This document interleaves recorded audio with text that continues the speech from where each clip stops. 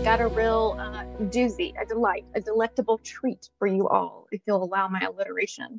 I am so pumped to end the Creative Aging Symposium with Ari, Seth Cohen, and Judith Boyd. So I invite Ari and Seth to the spotlight. Ari Seth Cohen is a photographer. He's also the creator of Advanced Style and has spent 15 plus years using the lens of personal style to feature people who live full creative lives in older age, lives of growth and panache. And Ari's work is internationally renowned. He's sparked thought-provoking conversations about what it means to grow older in our society. And Ari is in conversation today with Judith Boyd. She's an Advanced Style sartorial subject, also the engaging voice behind Style Crone online, and with me. I'll be in conversation with you too. So I am thrilled to have you join us. Welcome. Hi, everyone. Hi, Katie. Thanks for having us. Hi, everyone. I'm Judith, and so glad to be here today. I want to start by showing a 4-minute film, well, featurette, right, about Advanced Style, Ari, if that's cool, and get people oriented to your work. That sounds great. It was hard to fit my hat in the screen. I have to, for those at home listening in on the phone, Judith is in front of, I'm going to guess, hundreds, dozens of many colorful scarves. Yes, it's my scarf installation. Love this, and very vibrantly dressed in color, beautiful pinks and reds today, which we'll hear more about. And then Ari's joining us in front of some shelving with an amazing hat. Ari, how would you describe this hat? It's kind of like a pagoda. These hats were made in Paris in the 80s and 90s, and they were sold at the flea market for like hardly any euros.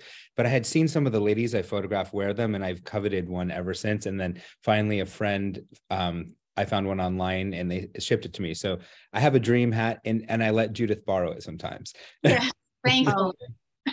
How lucky to get to share your accessories and clothes with each other. I'm jealous. I can't fit into her clothes, but I can fit into her hat sometimes.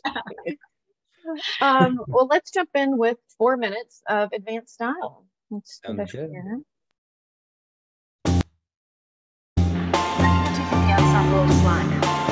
Evil, full of evilness and sin, and I don't want that at all. Up late at night all alone, can't you see I'm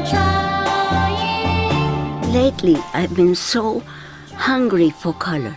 I love leopard. Dyed to match cashmere sweaters and skirts. Rodarte is my current favorite. Versace, of course. I like wearing men's clothes. But what makes it less masculine, I wear like this wonderful brooch. I like surrealism. I like eyeballs and lips. I love fashion, so I love designing my own things. Lots and lots and lots of bracelets, lots and lots and lots of rings. And the giant, Joan Crawford shoulders, the Claude Montana, Terry Mugler. Japanese kimono. It's actually a little girl's kimono. I think it's fun to dress up. It's an exercise in creativity, and it makes you feel better. Sometimes you're in a funk and you put something on and twirl yourself around and bingo. I am dressed up for the theater of my life every day. I get such a kick out of it. I like to feel better dressed than other people. You get treated nicer if you're well dressed. I don't want to go around like a dreary old lady. I don't dress for anybody else. I dress for myself. If somebody doesn't like what I'm wearing, I don't give a shit. This is what I am, this is what you get. I have my own ideas what I like and what I think is chic. I dress according to my mood. I have to have freedom. I have to, when I move, I move. Style is inborn, like an artist is inborn. Look, this is Marilyn Monroe, but I think what I'm seeing here is Andy Warhol. Exactly. And I'm seeing anti-fashion in fashion. You don't want to look crazy. The object is to look as chic as you can, but your average person in the street would never wear this.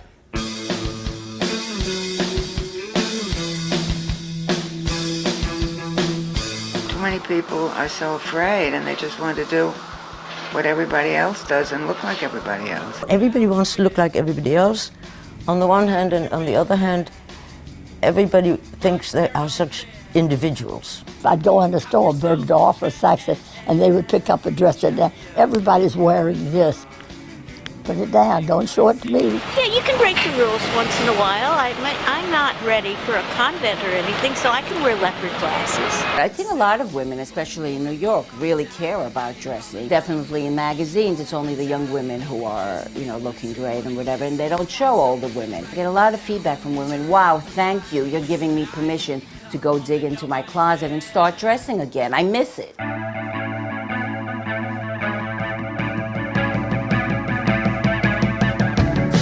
I never used to tell my age to my students. Always ask me, how old are you?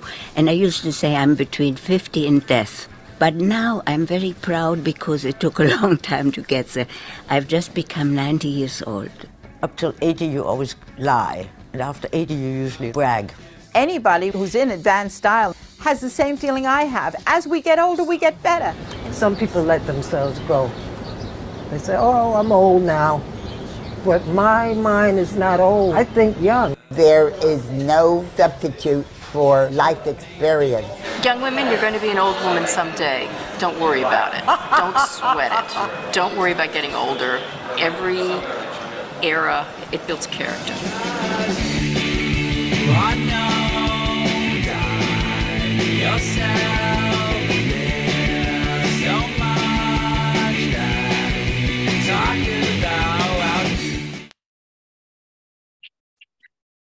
I love reviewing that, Ari and Judith. I think it's Lynn in the video who just really encapsulate the whole project of advanced style and style prone about, getting older is getting better, right?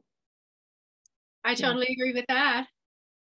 Yeah, and your expression of that, Judith, inspires so many other people, which is one of the things I want to talk to you both about today. But I came to know of you both through Advanced Style, Ari, which has had a lot of different project iterations, right? Documentary, books, Advanced Love, the blog. And you two met through this project, I believe, and have become fast friends. Yes. So I want to start there if we could. I want to ask you, you're many decades apart in age, and in our society, that unfortunately is kind of an uncommon friendship, I think. So what are the through threads in your lives that hold you together?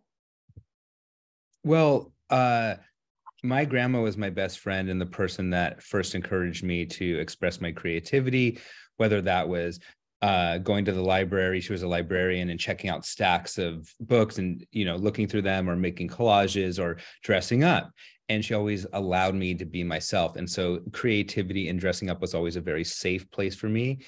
But I also always had a very positive image of aging, and because of my grandmother. And when she passed away in 2008, I had this deep sense of loss because she was everything to me. And she always used to tell me that I should move to New York City because she studied there in the 30s at Barnard College. And that's where I would find my creativity or find my passion. So when she passed away, I knew I had to move there, and I started to meet older women on the streets and started to photograph them. That's just the real fast short story about how it happened. But basically, I had this deep sense of loss, and then I started this project, and all these women who were coming into my life sort of helped me heal and explore my creativity again and find purpose. And Judith started this wonderful blog in, I think, 2009 or 2010. I started mine in 2008, and I really loved what she was doing with it. We both kind of came from a place of loss. I'll let her tell you her story, but we both kind of always loved dressing up and shared a passion for creativity. But I think that loss and then the healing through, style and creativity really brought us together. And I mean, we just love hanging out. She's about to be 80. I'm 41. We go to thrift stores, and I mean, I can't keep up with her, but we have a great time together. And I've always, really treasured my relationships with older people because, the wisdom that we can share back and forth. And I feel very grateful for all the people that I've met through this project. And yeah, Judith and I have become best friends over the last few years. Judith, what does that prompt for you when you think about the loss and coming to this project, to creativity to kind of work through that? Well, we did join on the issue of loss because I started my blog Style Crone 9 months before my husband Nelson died. So I had my first photographer as Nelson, and actually I was inspired by Ari's blog, Advanced Style. I would not be here today if it weren't for that blog. So when Nelson and I started, I didn't know that he would no longer be with me in 9 months, even though he had been diagnosed with cancer in 2005.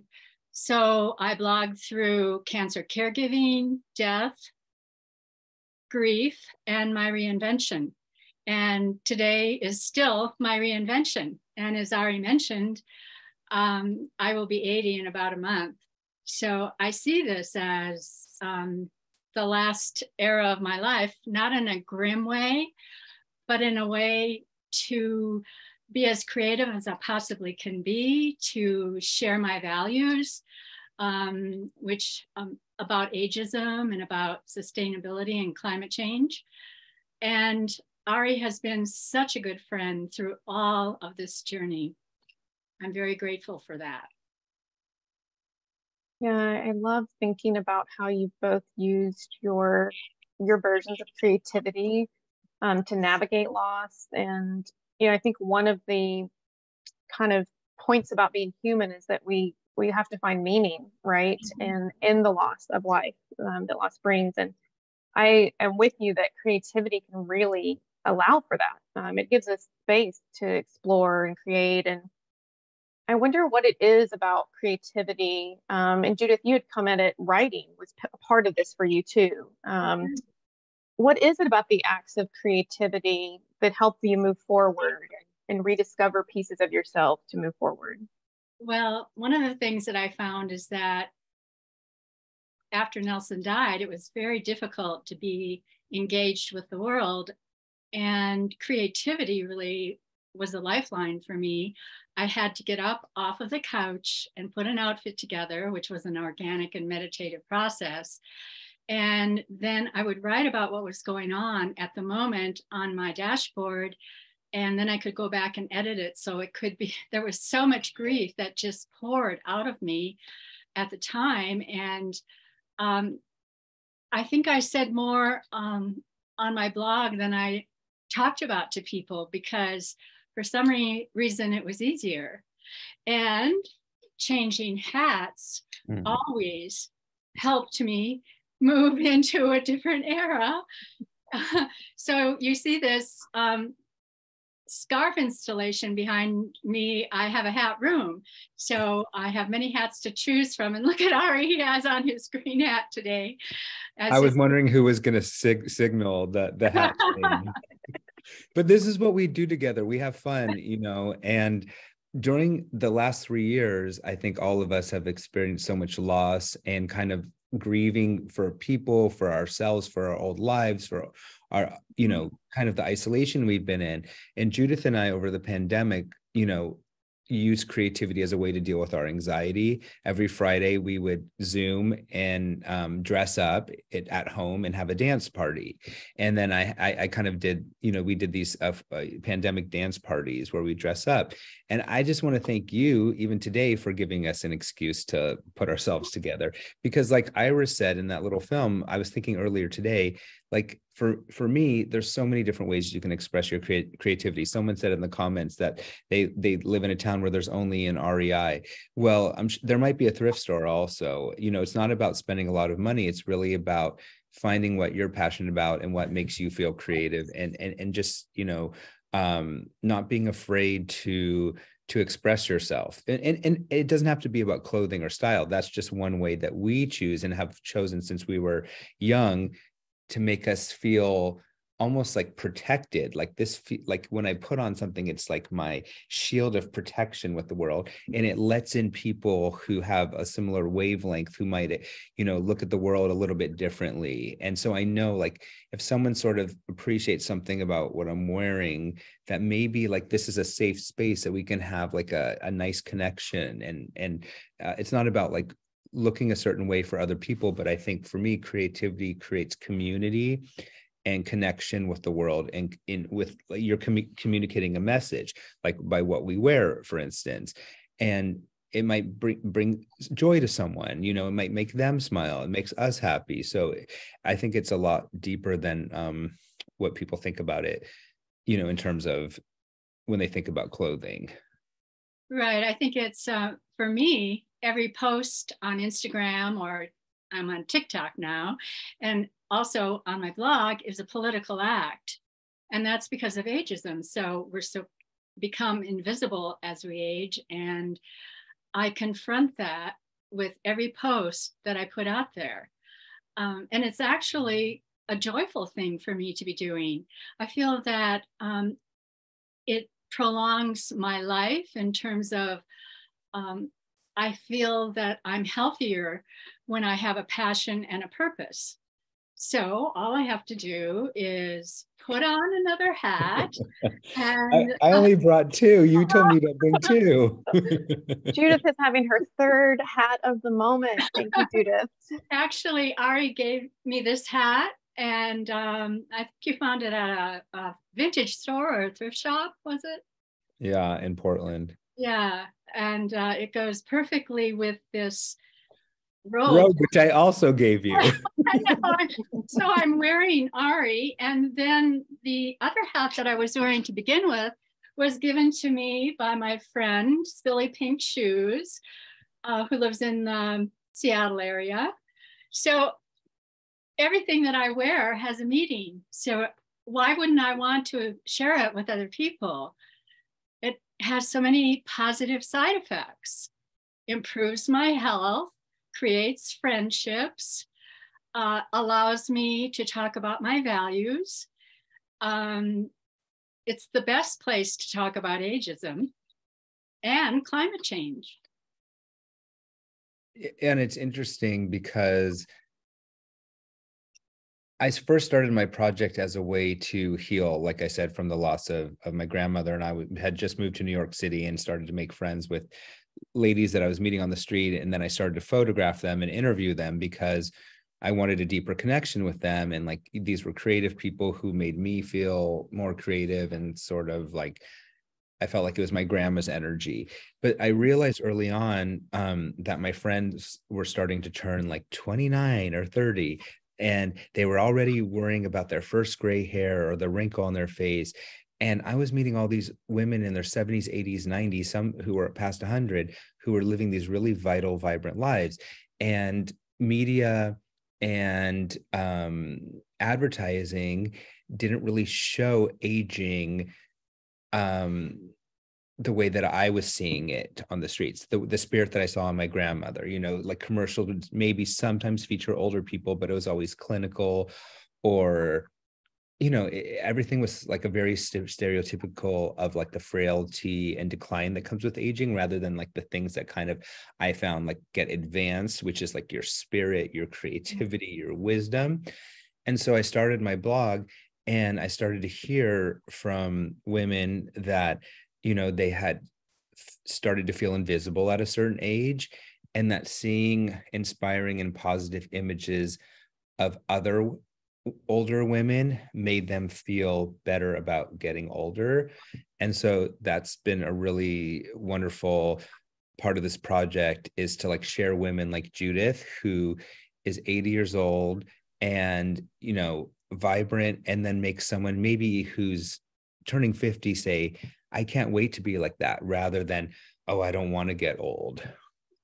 Yeah, it reminds me, Ari, I remember when all my friends started turning 30, there was like this conversation about skin and wrinkles and hair. Like that was the immediate thinking around aging. And it's like, why do we go so quickly to that? when there's this whole other part of our lives that you're talking about, this vibrant spirit that we all have that is only getting better, right? And I think we've been trained around that, right? So you're doing a little untraining, I think, with your projects. Even within ourselves. Yeah, our inner ageist is always ready to leap out, and unconscious ageism is probably the most dangerous because it's like a part of ourselves.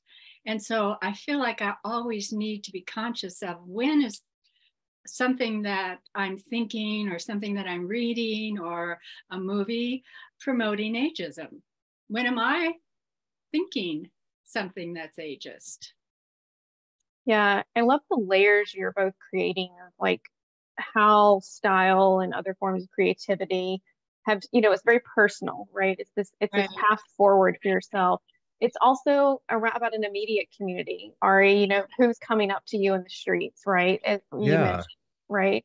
And then there's this bigger visibility piece around growing older. So kind of these layers, and I'm interested in this middle layer of, for both of you, like people approaching you on the street when you're wearing a particular outfit. What is that experience like? What comes from that? Well, for me, I'm not always comfortable with it because I was made fun of for the way I dressed ever since I was young. But I also eventually, moved to Seattle for college and met a group of friends who embraced who I was and kind of encouraged me. And that's what the ladies did for me as well. But I think that for me, it's not about someone saying something about what I wear. I think like I hadn't been going out for a really long time, obviously, because of the work that I do and the pandemic. And last night I decided I just moved to Seattle after 15 years of not living here. And I started to get dressed up and I went out to dinner. I ran into someone I hadn't seen since I was 19 years old. We reconnected. And then I saw this woman coming out of the restaurant who had a great look. And so I went outside and told her I really loved what she was wearing. She had seen my hat that I was wearing. And I think we're going to be friends now. So for me, it's really about, even if it's not like that kind of level of connection, even in a moment like in New York City, when someone goes, great hat, you feel understood in a way, I guess. Like, I know that person understands me. They're not judging me. They make me feel like we're there. I guess it's just human connection for me. That's what it is. It's not about vanity. It's really about feeling a bond with someone else, even if it's in a moment. And I think that's what I love about it. I love about being creative and dressing up is that, not the actual words themselves. I agree with that. And I feel that self-expression attracts others that are expressing themselves too, because for me, I was thinking the other day that if someone doesn't like my hat, they're not going to come up to me and talk with me anyway. So it kind of leads to connections with people that I feel have similar values or activities or whatever their life is like, or their lifestyle could more likely be similar to mine, if that makes any sense. Yeah. And I think sometimes also, sorry to jump in here, but I was just thinking, like, I like to give people compliments because a lot of people are having a hard time in this really hectic world we live in. I like telling people what I appreciate about them. I like expressing a lot of love to people, and so just by making people feel seen in a moment, I think that's very important, and to do with one another. And because you can feel really lonely these days. So it's nice to have these like little bits of exchange, especially between older people and younger people. I think there's so much value in that. I think that it confronts ageism. I think it decreases ageism to have relationships with myself as an 80-year-old person, to have relationships with younger people, that it does away with the stereotypes and that we see each other as human, as opposed to, oh, that's a young person and I wouldn't have anything in common with. I have more in common with you than most my younger friends. You have kindred spirits for sure. Yeah. Yeah, I hyperventilate when I get close to a vintage. I do too. I identify with that. Yes, I love this. I mean, it's really for me, Ari, what you shared is a takeaway for myself and the audience. I think about compliment, like let's compliment each other. Like go out in the world today, wherever you are, right in the world, and give a compliment on someone's style. And I think that it's like this small step we can take towards a greater sense of community and just visibility, right? I love that really tangible tip. Thank you. And I think it's very contagious. It's true. And one piece of that, I think sometimes there can be a fear around complimenting people, you know, even just kind of opening that door. And so it made me think about just fears in general that hold people back around style, personal style. And I think probably you both have seen that and confronted that. And what would you say when people are nervous or have some fear around? Well, first of all, never say you look good for your age. I hate that. And I hate like some of these ageist statements that we use. Being afraid to compliment someone. I think that like, I just don't have that fear. So it's a hard one to think about, but I think that it's just nice to like think about each person and have empathy and think about something that you appreciate about someone, you know, that it doesn't have to be a physical attribute.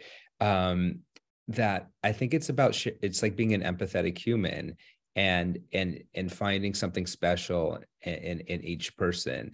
And then realizing that it takes a little bit of looking outside yourself.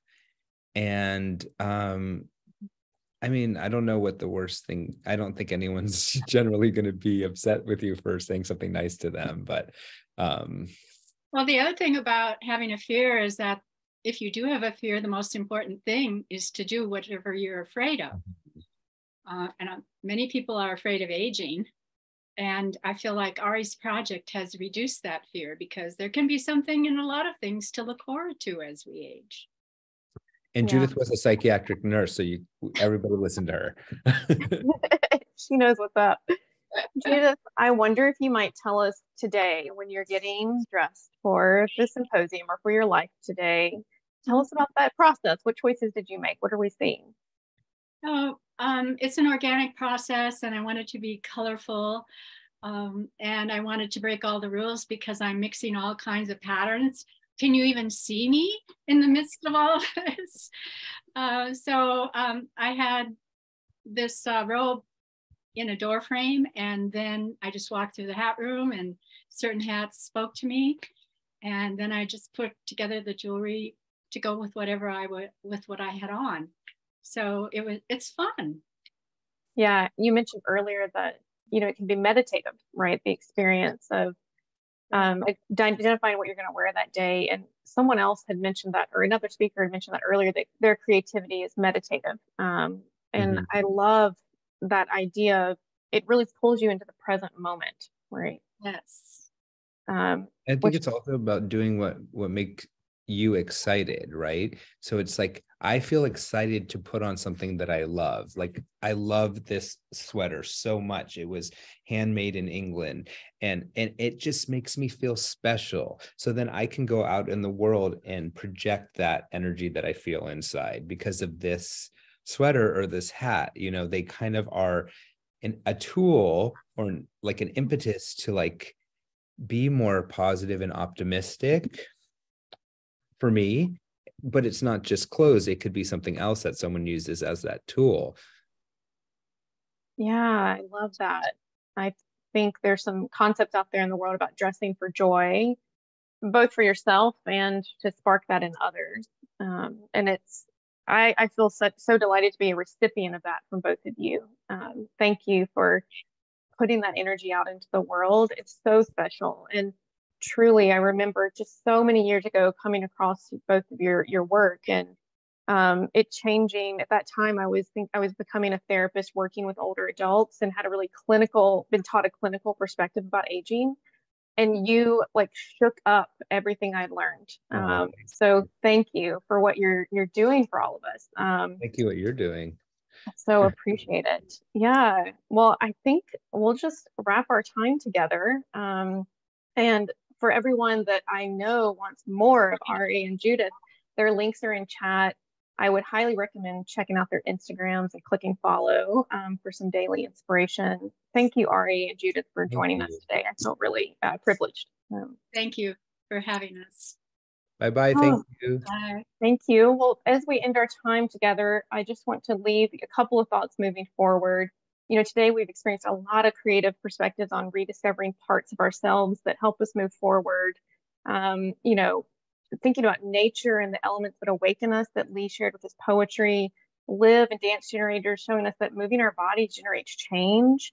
Margaret and Nick challenge us to take risk, and Jessica reminded us we have the power within us to play and move in new directions. Jordan and Heidi painted this picture of creativity that's bigger than ourselves. Sharon in part took us into our past, you know, so that we can imagine a new future. And Ari and Judith wrapped it all up with a look at how creativity really lets us see each other. So we started at the very beginning of this day pausing to invite rediscovery so we might feast on our lives. So I invite you to pick up this notion of feasting on your life. You know, what sparked your mind today that would allow you to pick up the little pieces of your life and carry them forward in a new way? What parts can you reawaken to fuel your journey forward? I can't wait to see the rediscovery ahead of all of us. So thank you for joining. Please keep your eye on email for invitations for future casual conversation as we debrief and dig into the thoughts of the symposium today. Recording will be made available. We'll email everyone about that. Thank you so much for joining, and live with joy. Bye, everyone.